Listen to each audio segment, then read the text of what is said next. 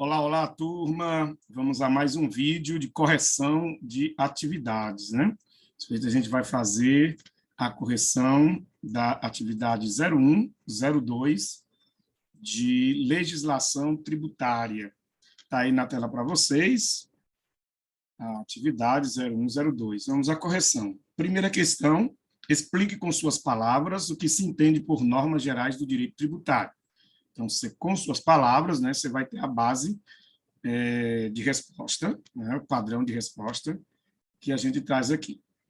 As normas gerais de direito tributário explicitam os pontos mais importantes do modelo normativo constitucional tributário, podendo-se afirmar que são normas de integração do texto constitucional, complementando de forma a esclarecer a intenção do poder constituinte, quanto às normas jurídicas constitucionais tributárias.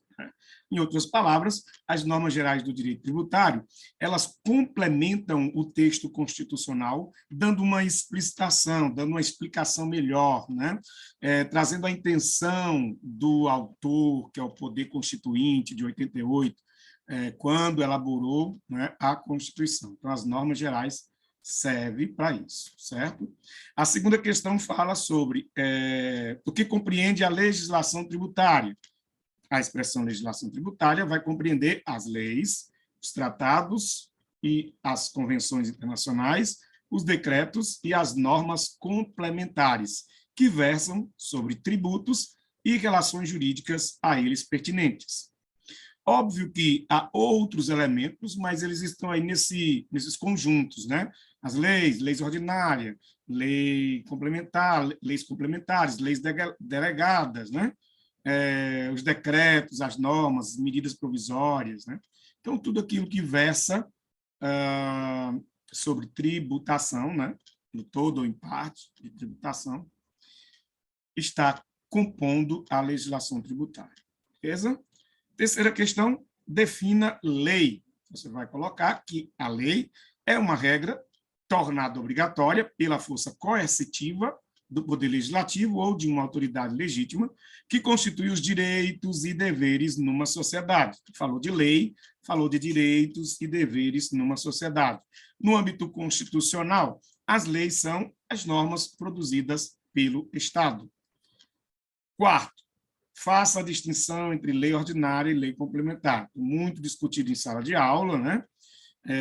Passamos vídeos também falando sobre a lei ordinária, a lei complementar, né, suas principais diferenças. E aí você pode colocar na sua atividade que, enquanto que a lei ordinária decorre de ato jurídico emanado do Poder Legislativo competente para regular, criar, modificar ou revogar ato ou fato jurídico e necessita de maioria simples dos deputados e senadores para sua aprovação, a lei complementar, por sua vez, decorre de previsão constitucional e, para sua aprovação, necessita de maioria absoluta e tem restrição de matérias que pode disciplinar, conforme o artigo 59, parágrafo único da Constituição Federal de 88. Ok? Então, basicamente, você vai distinguir lei ordinária de lei complementar por dois motivos. O primeiro é a questão de a lei ordinária decorrer do Poder Legislativo. É natural do Poder Legislativo emanar, né, a criação de leis. Segundo, é que, aliás, a lei complementar, ela decorre de uma previsão constitucional, né? Então, toda lei complementar, ela sempre vai estar ligada a um dispositivo constitucional, ok? A segunda diferença, e uma das mais importantes, né, o que diferencia a lei ordinária da complementar, é a gravidade de suas matérias, né? E aí precisam ser o quê? Aprovadas de modo diferente. Enquanto a lei ordinária é maioria simples, né, dos deputados e senadores, o que é a maioria simples? Monta o quórum, que é 50% mais um de cada casa, né? No caso dos senadores, que tem 81, serão 42, né? 42 senadores.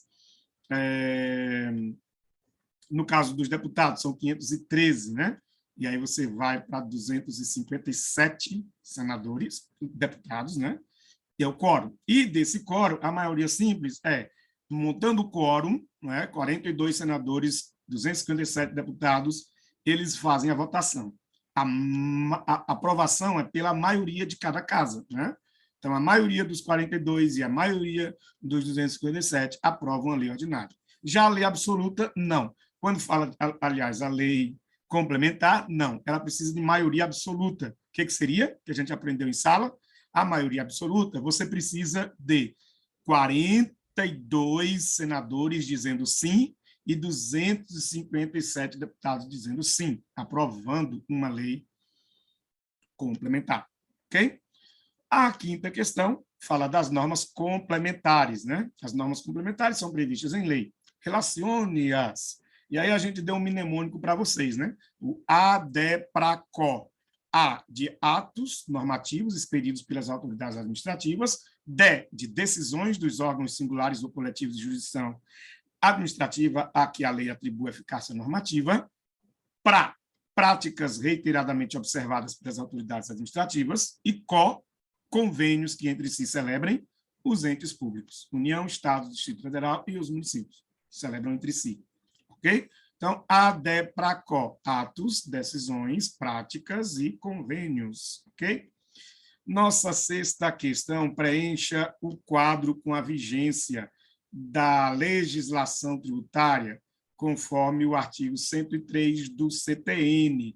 E aqui vai falar das normas complementares. Eu podia até ter melhorado mais essa. Preencha o quadro da legislação tributária, né? especificamente das normas complementares, conforme o artigo 103 do Código Tributário Nacional. Então, pessoal, é um quadrinho para preencher, né? Nós temos aqui das normas complementares, que são 4, nós temos 3 aqui, que são os atos, as decisões e os convênios, tá? Os atos na data da publicação, tá? A vigência é na data da publicação. As decisões administrativas, 30 dias após a data da publicação. E os convênios entre os entes federativos, na data neles determinada. Ok? Então, esses são os nossos prazos. Não é ato, não é decisão, não é convênio, segue os prazos da LINDB, da Lei de Introdução ao Direito Brasileiro, 45 dias. Tá? Sétima questão, redija a aplicação da legislação tributária. Então, nós estudamos que a aplicação da legislação ela pode ser imediata e pode ser retroativa. A imediata, o que você vai colocar? A legislação tributária aplica-se imediatamente aos fatos geradores futuros e aos pendentes, os que já tenham começado no passado, mas que ainda não foram consumados, né? Assim entendidos aqueles cuja ocorrência tenha tido início, mas não esteja completa nos termos do artigo 116, ok? A retroativa, né? Ela é um contraponto, né, da irretroatividade do nosso princípio tributário constitucional, irretroatividade, e se aplica a legislação retroativamente, né, da seguinte forma: a lei retroagirá para o tempo aos fatos ocorridos antes de sua vigência, desde que, aí vem as observações, seja excluída a aplicação de penalidade pela infração dos dispositivos interpretados, quando tratasse de ato não definitivamente julgado, deixando de defini-lo como infração, que não tenha sido fraudulento, não tenha implicado em falta de pagamento de tributo e quando lhe comine penalidade menos severa do que aquela que a lei é em vigor, né? Assevera. Beleza? Então, é essa a redação da aplicação da legislação tributária. Beleza? Oitava questão, relacione as colunas com o método de interpretação. E aí a gente estudou 4 métodos de interpretação das normas, né, da legislação: gramatical, histórico, sistemático e teleológico.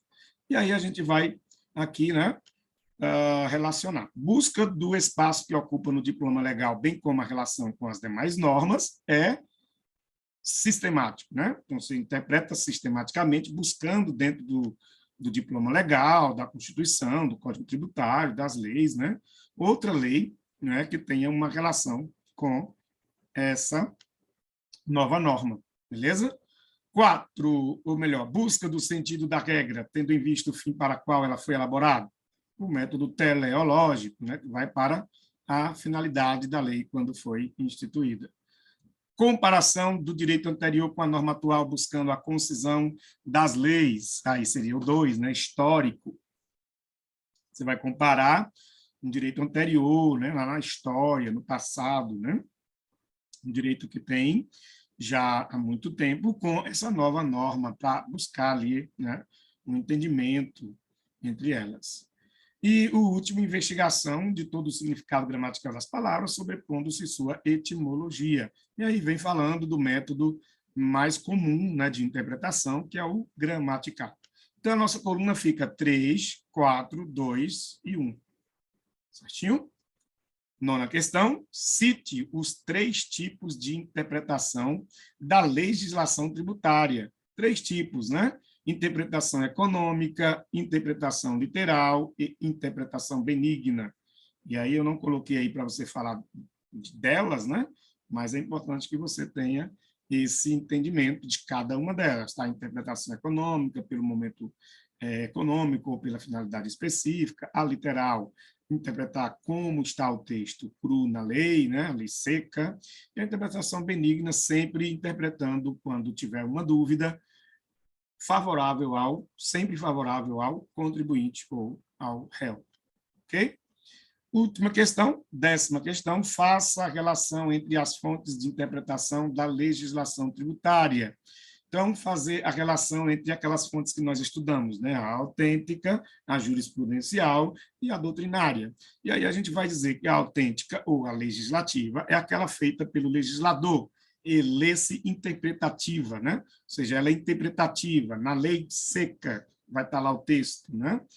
Quanto à jurisprudencial, nela o Poder Judiciário normalmente se socorre às interpretações, né, que já ocorreram, se socorre à jurisprudência chamada, né, a um julgamento que já houve em outra instância, em outro lugar, e traz ali como base de interpretação para o seu julgamento. E a terceira fonte é a doutrinária, que se socorre da jurisprudencial em seus trabalhos, né, que são os livros, apostilas e toda a parte de ensino, né, de doutrina legislativa tributária.